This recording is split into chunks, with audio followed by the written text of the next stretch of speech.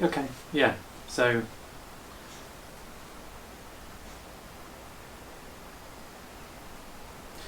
when you aren't speaking,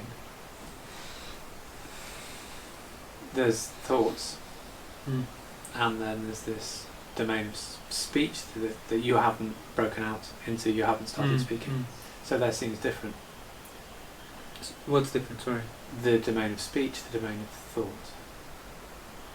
Okay.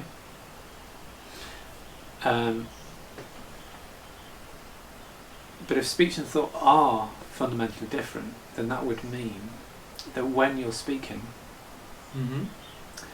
there's also thinking.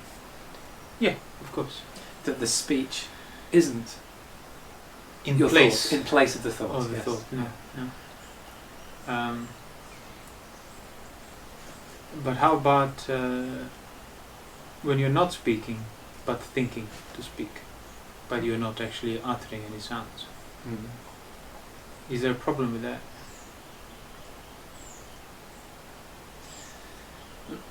As in, is there still some sort of assumption? There's still an assumption that you can enter the body with the mind. You can, make the body. Yeah, you can sort of bend to the will of the mind. Pretty much like a linear, almost channeling of your thought into your speech. Yeah. So you're basically assuming that you can take up the body. Take up the body with your thought. With thought. Yeah. Actually, kind of enter the mouth, enter the body. Exactly. You just sort of any form of identifying it to whatever extent. To that extent, it's a problem because it's a contradiction in terms. But say you're not speaking, you're not saying anything, so you're practicing silence. You're not actually saying anything. Your mind obviously is always thinking. That's what mind does. Has thoughts. So that taking up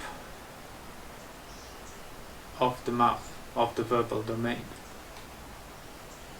is that done solely through speaking, or you can do that even while you're being silent? Yeah, that's the thing. So there's different kinds of thinking. There's sort of thinking, like verbal thinking where you're kind of thinking in words. Okay. So can you think in words without taking up your mouth? It seems to me no. And because those thoughts are what they are because of that, the way the mouth works. Right. So you can start to see the difference between your thinking and your thinking that's taking up the mouth. So how do you then not take up the mouth?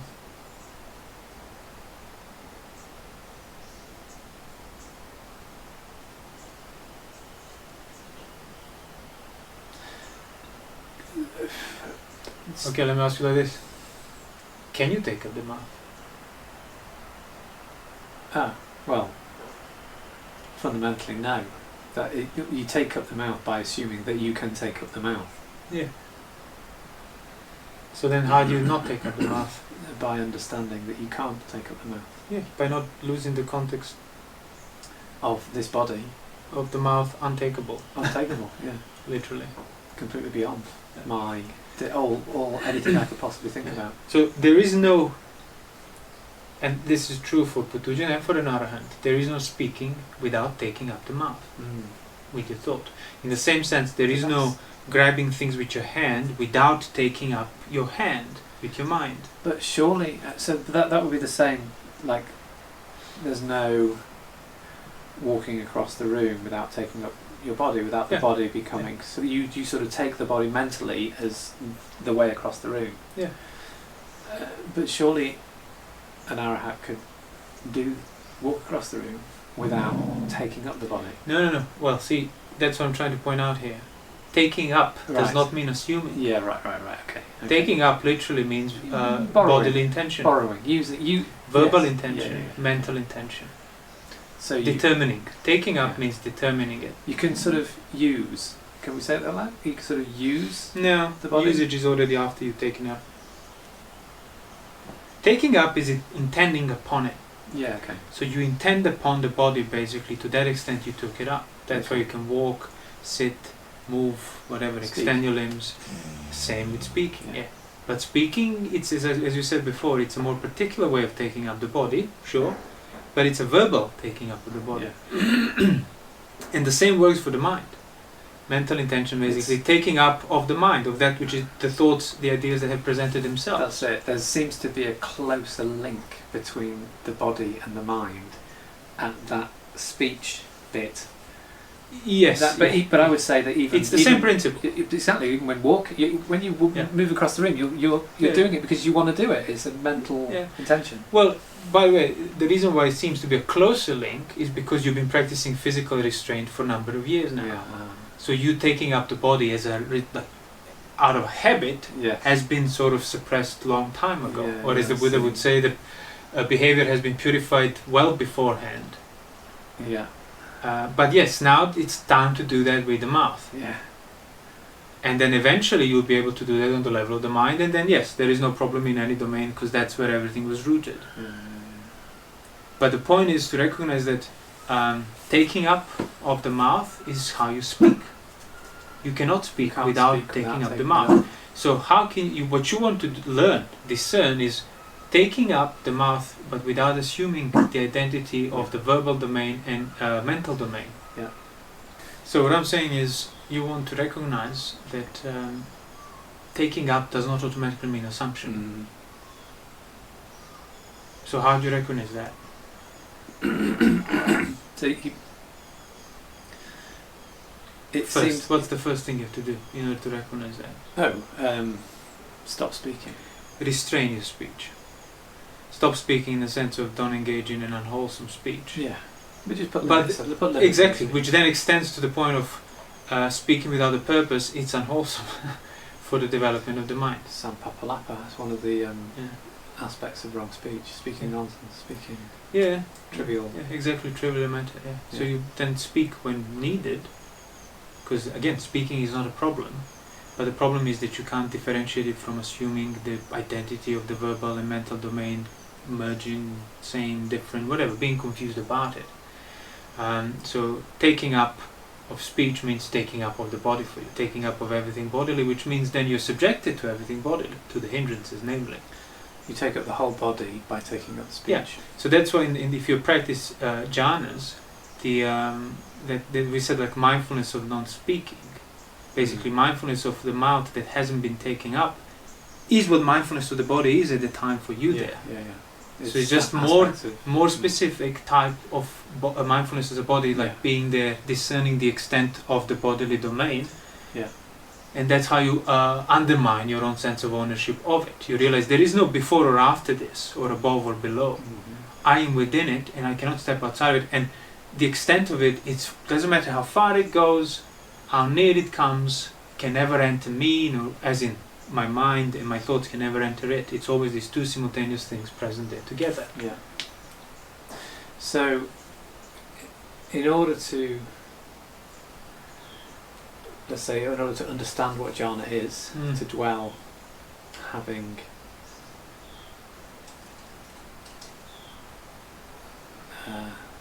jhana manifested, let's say. Yeah. Which is basically the imperturbable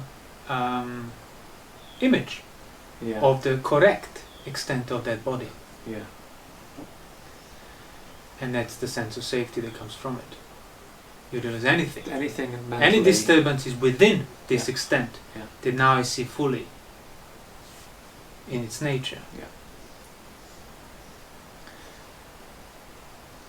So it begins by, you said before, it begins by understanding the extent of the sensual domain, and by overcoming,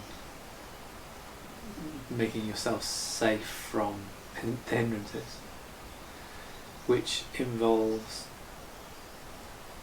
mindfulness of the body.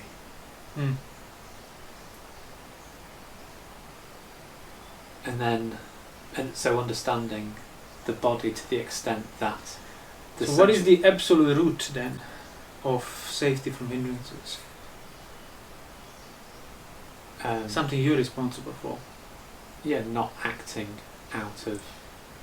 Sure, but more specifically, more accurately than that. Like, what is the necessary basis for you acting out, by body or by speech? By taking ownership of the body. Taking it up. Yeah. Not necessarily. Yeah, it's ownership, of course, but you don't need to think in terms of ownership. You're just taking it up because you can. Yeah. So if you learn how to not take it up while it's there enduring on its own, means there is no basis for hindrance to basically pertain to you, to enter you. Yeah. So the practice of jhana then is practice of not taking up. Yeah, but then first of all, you might say you begin by not taking up the body. Then the body becomes this more particular aspect of the body.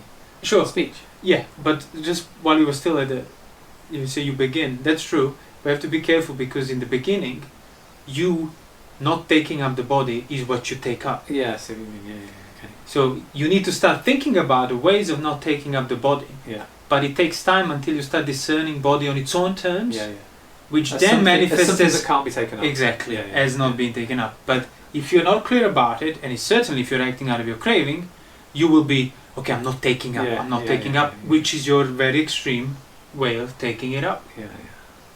So taking up is kind of a matter of your choice.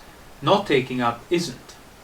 Not taking up is basically removing the basis for taking up that then results in the experience of not taking it up. Yeah.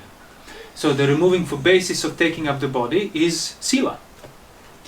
Keeping sila removes the basis of taking up the body. Yeah. Then you can get to understand how to not take it up in that negative sense. Same with speaking. That's why I said, like, you're mindful of the fact that the mouth is not speaking.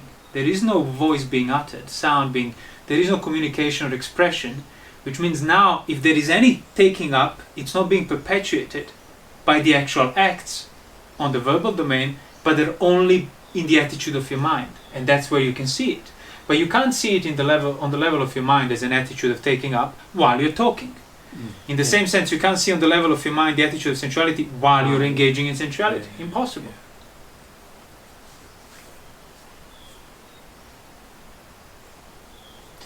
So taking up simply means determining.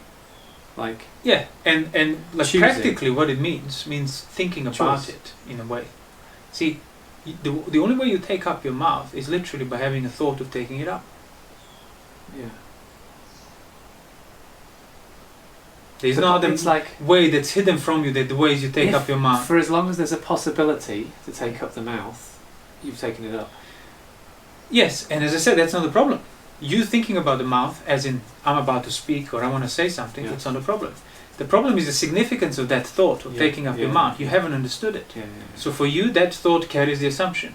Because the possibility of taking up the mouth is because I can mentally manipulate the physical domain. I can speak, and I seem to say things, and people seem to hear them. So my speech is real.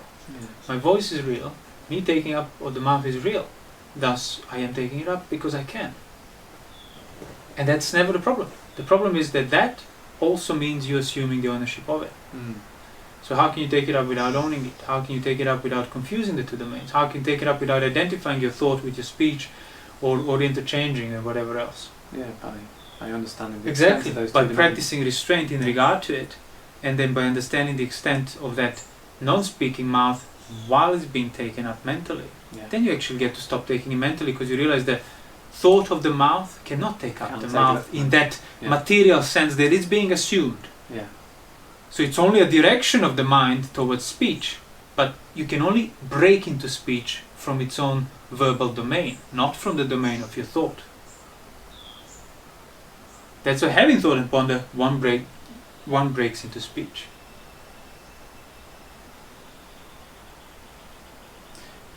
So you mean the determinations for speech are not mental? Is that what you're saying? They're verbal. There's these three domains. No, I mean they're mental. Determination for speech is mental. Speech is verbal. Determination for speech is not verbal. it's a determination for verbal. So determination for speech is basically the thought of the mouth that takes up the mouth. Thinking and pondering. Or not specifically you think about the look of the mouth, No, but the mind comes about. down into this cavity, so to speak. Yeah. In the same sense, you want to grab something, basically your mind is in your hand. Yes, yeah. So basically, yeah, you're basically thinking about something, but that has a shape that has some kind of bodily shape. It does. as well? It's assumed on some extent of the body, Yeah. and see, that's already how you get to like how the so to say like embody, as we spoke the other day, embody your personality view into the body, as if that's possible. So when you stop assuming that your mind that's in your hand when it's about to take something you want Yeah. is actually in your hand. But then you might say, oh, so my mind is not in my hand. Yeah. Well, that's another form of relationship between mind. There is no relationship. Yeah, yeah. There is the mind, there is the hand. Yeah. And The sense of space that's revealed basically by the body, but it's secondary already to that mind. Yeah. So when you want to speak, can you speak without placing your mind, again, so to speak, in your mouth? You can't. That is the necessary condition for speech, Yeah. the necessary determination. And that's a thought. And whatever you're about to say, it's within that thought, as further of those thoughts. Yeah. But in the jhana, you don't have that taking up of the mouth anymore. You have thinking and pondering. But that embodying of those thoughts into the verbal cavity, that's not there. And that's why speech has subsided. It ceased during that time. Because at that time, you're unable to take up the mouth. And that's the difference between somebody who is in the first jhana and somebody who is simply not speaking anything verbally. Yeah. His mind, through all of those verbal words and thoughts that you said, every of those images and concepts that are Already verbalized, assumed. every verbalization is habitually taking up the mouth. That's it, yeah. Although you're not speaking, and Yeah. that's good, because then you can get to discern it, nevertheless, that's still not like that your determination for speech has ceased. Yeah. But when those thoughts stop taking up of the verbal cavity of the mouth, Because you know that. well, because that's another thought. Yeah. So it was your thoughts taking up your thoughts, but for you, some of those thoughts stood for the mouth, for the yeah, body. yeah, yeah. So then, yeah, all you have is thinking and pondering. So, but that's the funny thing, the strange thing, that we are skilled at manipulating the body. We've somehow learned to speak, to basically, we've got this domain of thought, we've got this domain of speech, two completely incompatible, separate. And domain of physical action.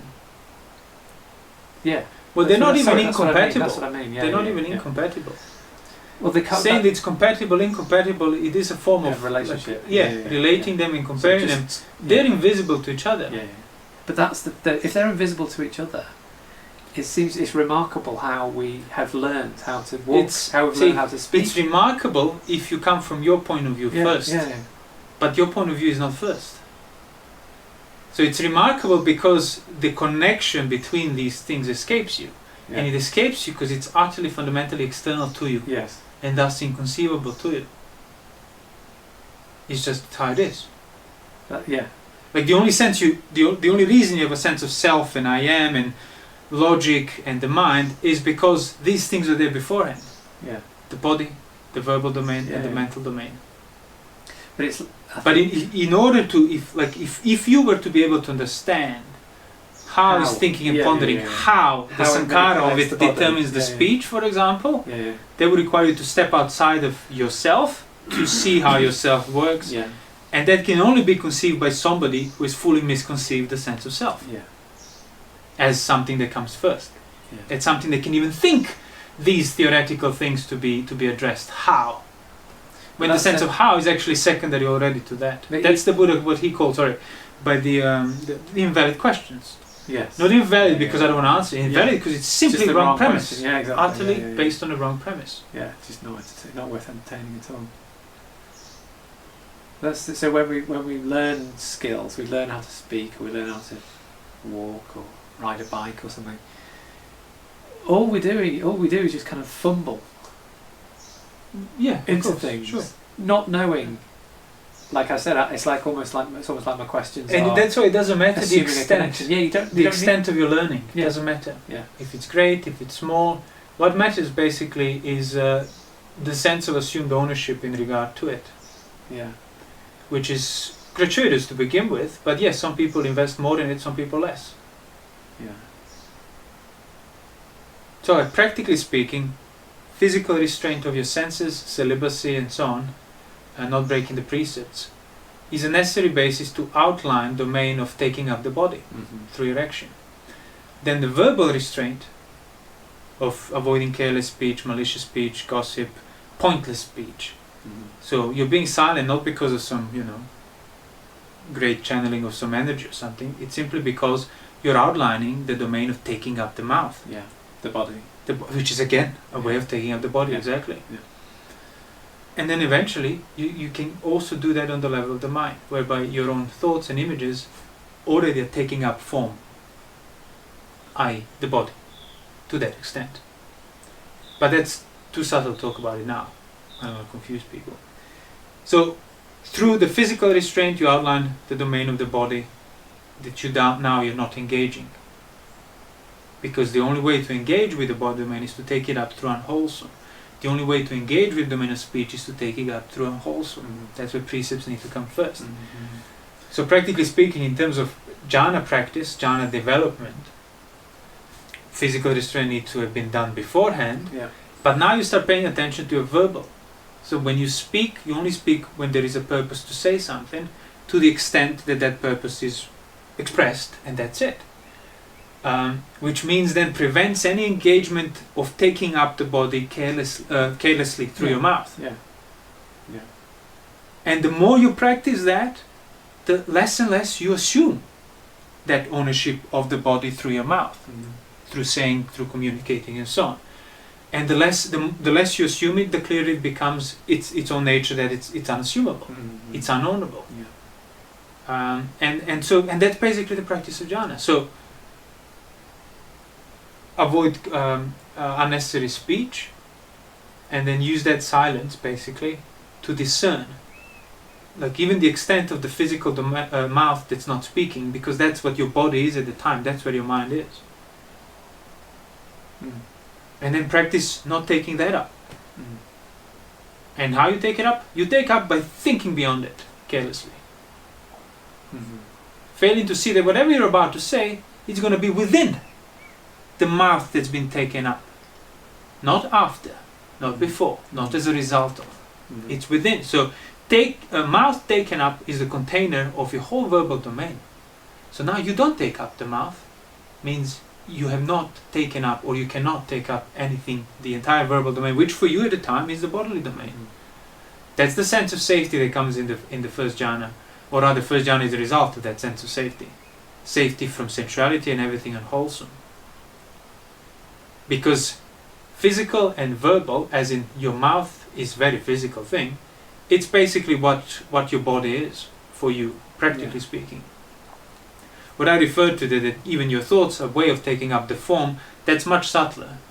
And that would not pertain to the same coarseness of the body in terms of sensuality and ill will. But if you stick with the development of the same principle, you would arrive at it.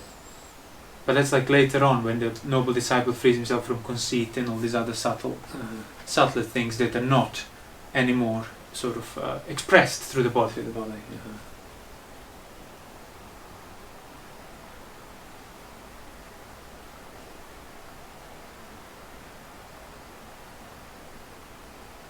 So when you are not speaking, you're practicing silence, as you practice with jhana, you have thoughts of speaking. You don't try to deny them or remove them. You just now have thoughts of speaking presently enduring, and try to not take up the mouth through them.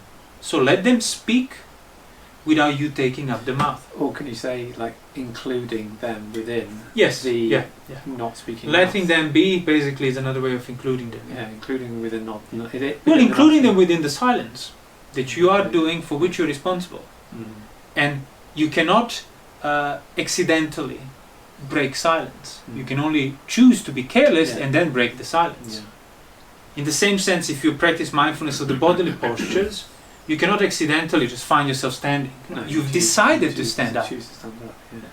So when you're practicing silence, as I said, you only do so to create a container within which you want to include and allow things to be.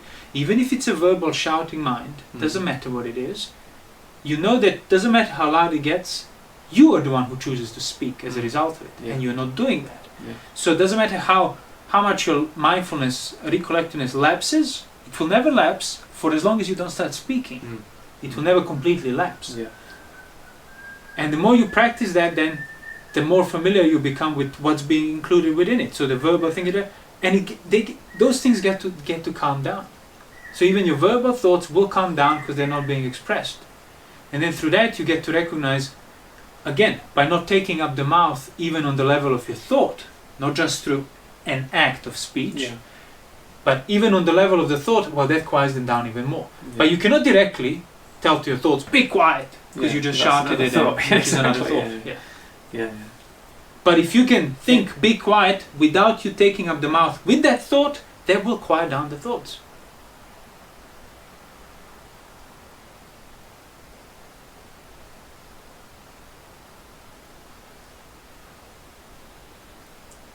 I didn't get that.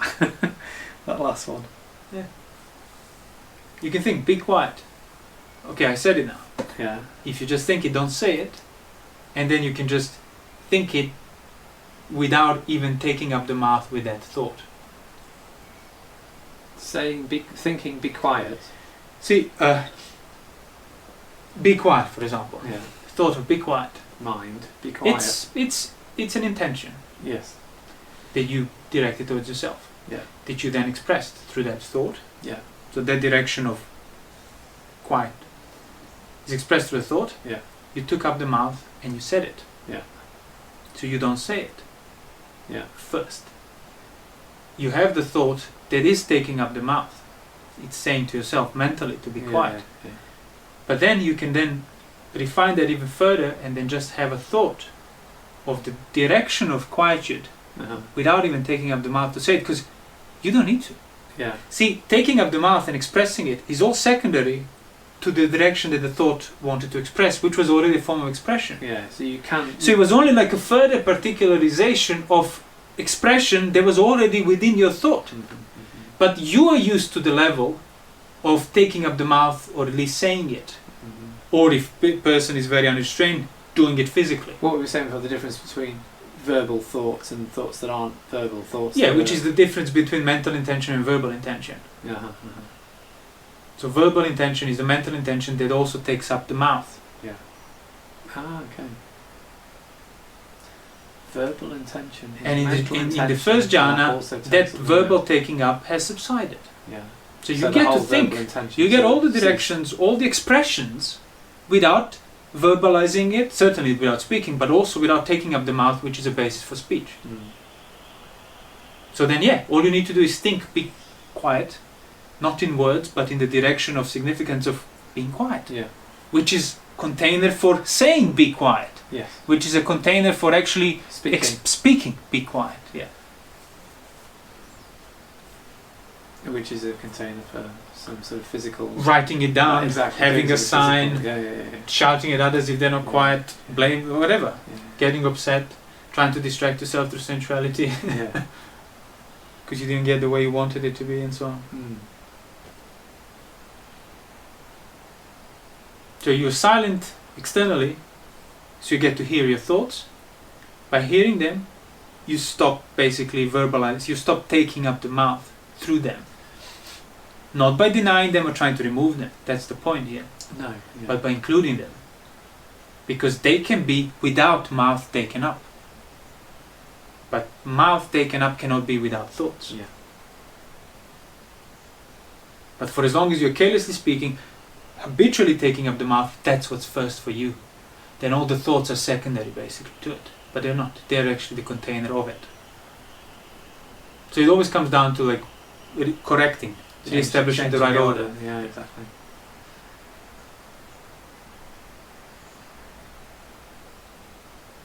And essentially it's starting with the body as the container. Of course. Yeah, the principle doesn't change.